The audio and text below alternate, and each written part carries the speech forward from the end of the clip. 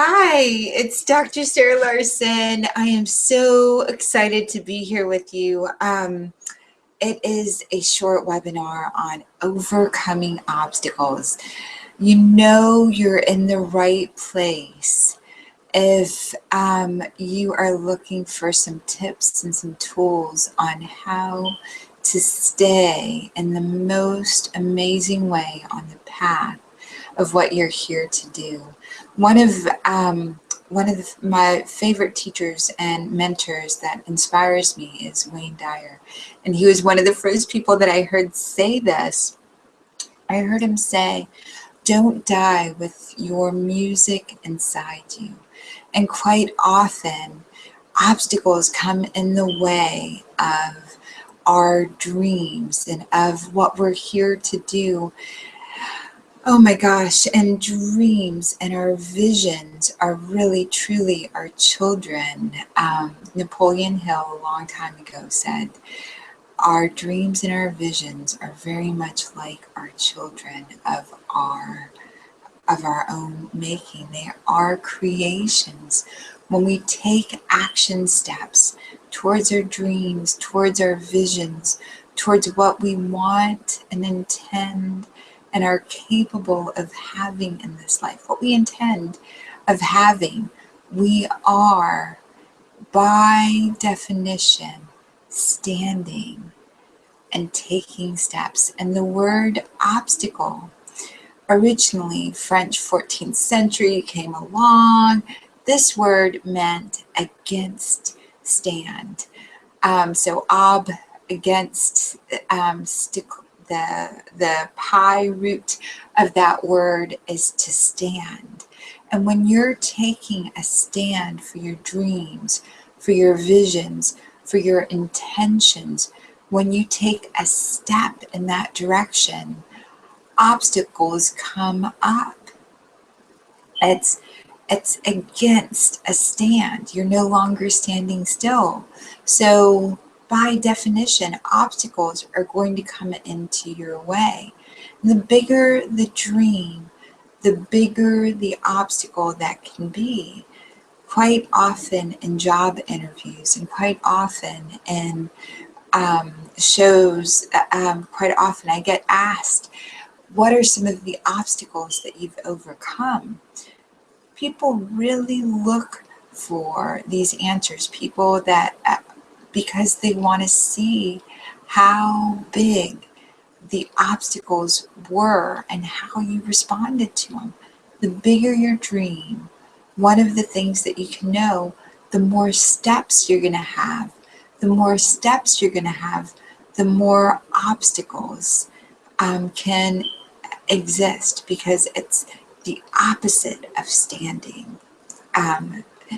And I want to share with you one of the things to really take on as a way. I'm paraphrasing Mark Twain when he says, it doesn't matter what happens to you, it's how you respond to it. I taught that to my younger siblings, and I teach that to my kids. They almost quote me every time they have a response, and their response might be reactive, or it might even be the ideal response. I'm like, it doesn't matter what happens, it's how you respond to it. It's one of those mantras. And so when an obstacle comes into your life and into your path, and I'm going to describe some of the obstacles that used to come up for me. When an obstacle comes up in your life, it's so beautiful to remember Patanjali's words. And Patanjali's words were, how to know source, how to know that which created us and that which creates everything, is when you're truly inspired. When you're truly inspired, nothing can stand in the way. And if an obstacle comes up and you feel thwarted or stopped, it's really that first part is to really remember what inspires you. And the inspiration for the intention, for the dream, for the vision, really makes a difference as well.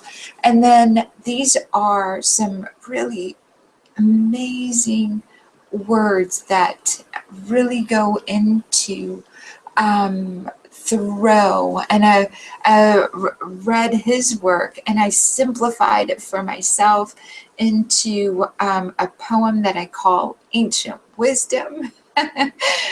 I probably wrote that when I was like 16 and going through some of the toughest times in life during that time for myself. How to improve your daily life. This was Ancient Wisdom, my poem, paraphrasing Thoreau's work. I so love wisdom, I wrote in an old book. I so love wisdom as I live according to what wisdom dictates.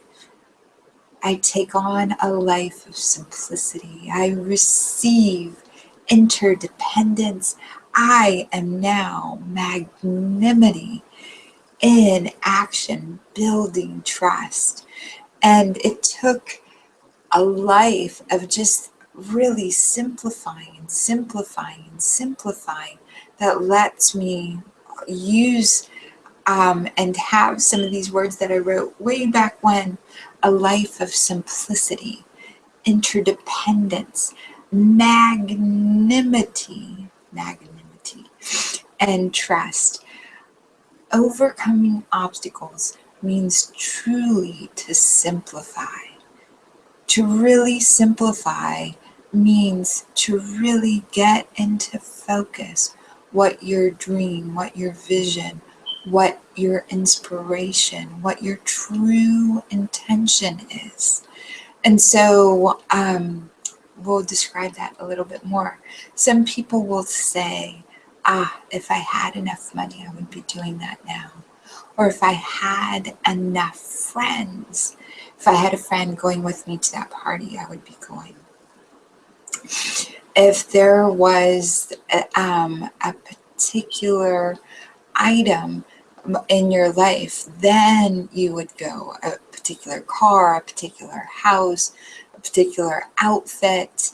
Those kind of thoughts can be obstacles, remembrances of the past, and a life of simplicity, a life of one of the things that you can truly do is breathe in, breathe out, and remind yourself that every person that attends a party, every person that now has lots of money, any resource or anything that you're wishing that you had, at one point, that person did not have that at their access.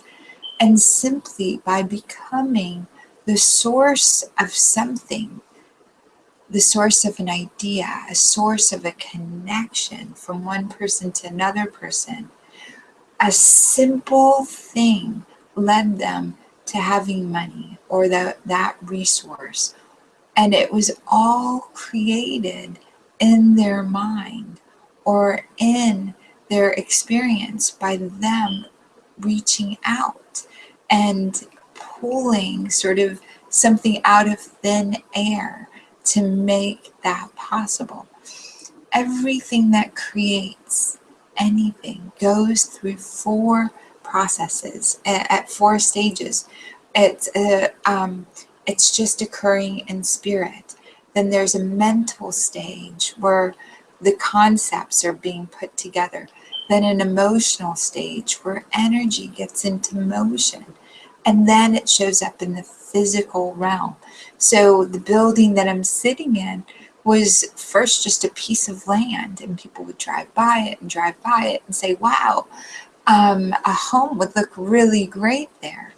And someone then went and mentally started getting the idea and maybe even blueprinting made blueprints, got an architecture involved, got an engineer, got builders.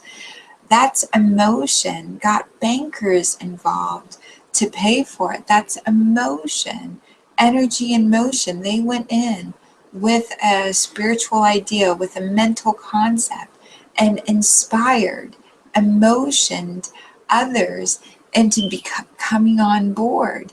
And then a physical building is standing. That goes for any physical thing. That goes for a Kleenex box. That goes for the computer that's here. Someone thought the internet connection, wouldn't it be nice if we could connect with people all around the world in a format, and slowly but surely through different needs, the spiritual needs, mental needs, emotional, the physical things came into place. And so overcoming obstacles means examining how easy it can be to simplify the idea and break it down to what is really needed. And that whatever is really truly spiritually needed, the spirit, then it can be put into a mental process or equation. Emotions can come up, and then physically you can move way beyond whatever the obstacle is. Interdependence. The second thing I mentioned in that poem was interdependence. One of the things that I really had to learn, I wanted to do everything. I wanted to be the source. I wanted it to be organic. I wanted to deduce it and pull it out and come from me. And so I wanted to be strong at everything. And I realized that really, trusting others and looking for their strengths and surrounding myself with people that are stronger in the areas that I'm weak in, and me highlighting my strengths and utilizing my strengths really helps me overcome obstacles. So one of the things is interdependence. There was a time that I got really, really afraid that I wouldn't be able to lose weight. I'd put on 60 pounds with my son. I was nursing my less than 2-year-old daughter. She was 2 when my son was born. Our son was born, Greg Larson, and my son was born. And I wanted to make sure my son that was in utero inside me growing had enough nutrients. So I ate and I ate and I ate. And after he was born, I was 60 pounds heavier. And God, I had lost the weight from my daughter previously and gotten back to the jeans that I'd met my husband in. And here I was at probably about 25, 30 pounds heavier when 3 or 4 months and I wasn't losing the weight. And this is when I used the interdependence really, really strongly. My inner voice to myself was criticizing me so much, and it was really debilitating. And I called my girlfriends together, and I went to Ross's and went and bought a whole bunch of outfits for about $100. You can score pretty much in Ross's for 3 or 4 outfits if you hit it the clearance rack the right way. Anyway, I went and I did a little fashion show for my friends, and I had them say to me all these nice things because I wasn't able to talk myself out of that dialogue in my head.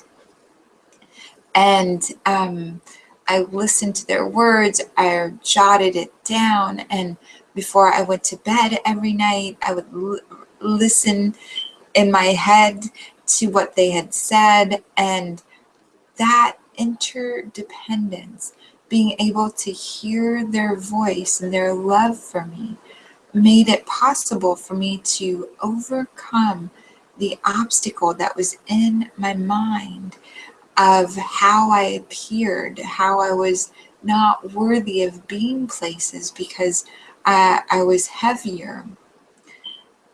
That released with that interdependence.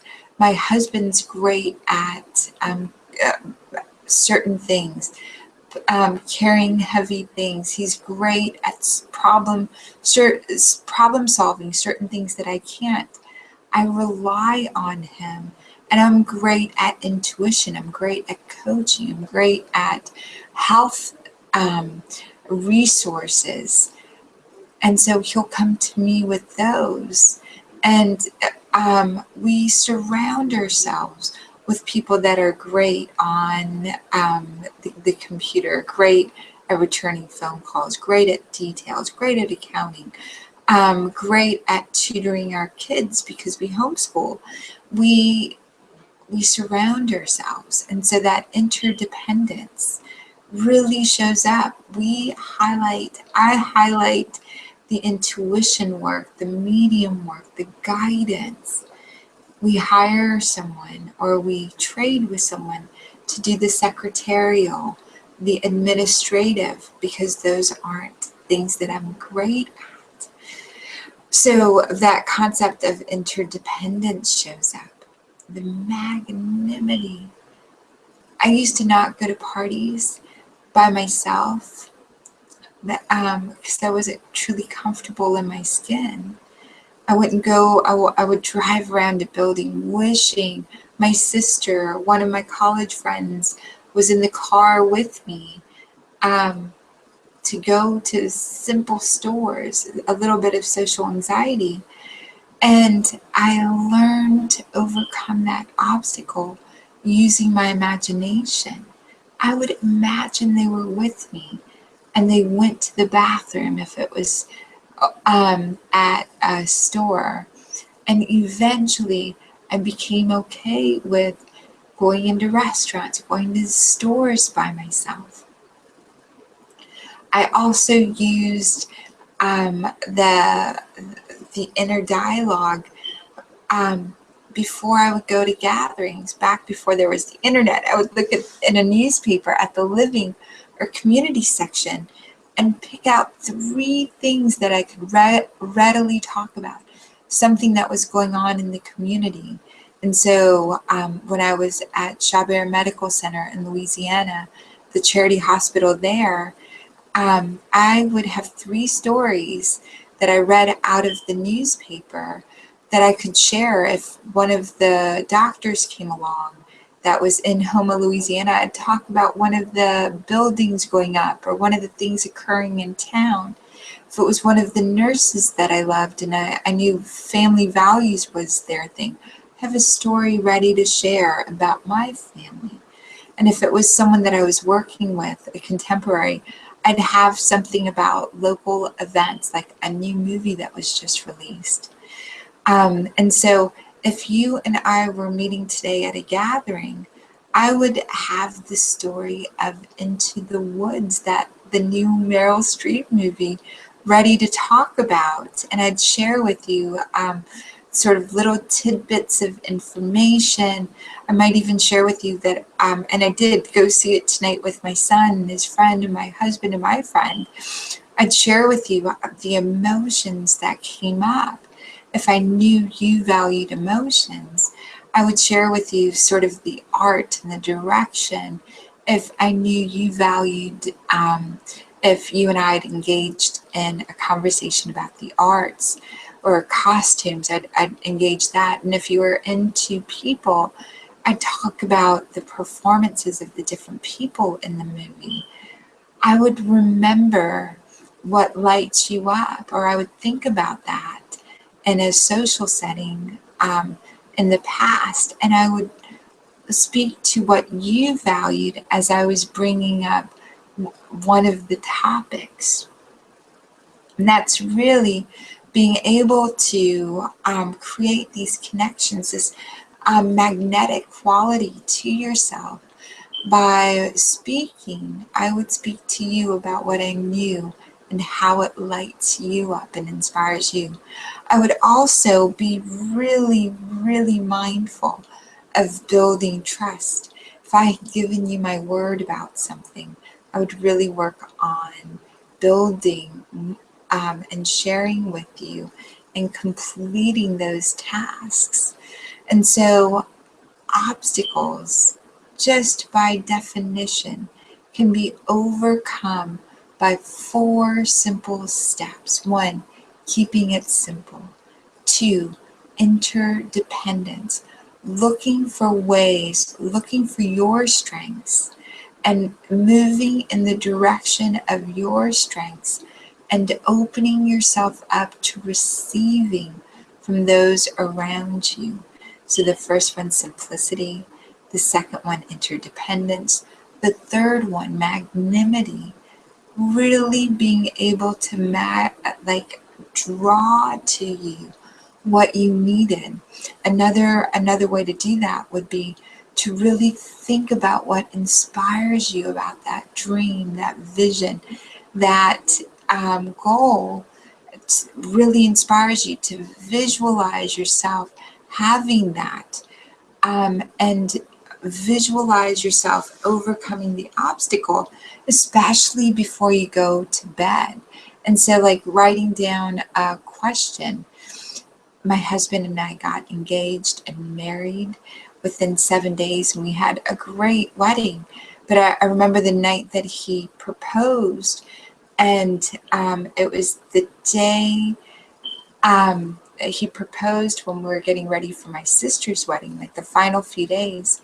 And all of my family had traveled quite a distance to come in. And I thought, wow, it would be so convenient if I could get the whole wedding together in this short period of time. And that night, it was an enormous task to come put on my sister's wedding, do all the things for her wedding, and also to utilize the next day for my husband, Greg, and my wedding. And so I went to bed with, how do I create the most beautiful wedding for my sister and wedding for myself in the next 7 days? And by gosh, my family and I, that night, I visualized before I went to bed a beautiful wedding for my sister, a beautiful wedding for myself. And it occurred so beautifully. My sister's wedding was the day before in a town of, and they had purchased their honeymoon tickets out of New Orleans, so they had to drive into New Orleans.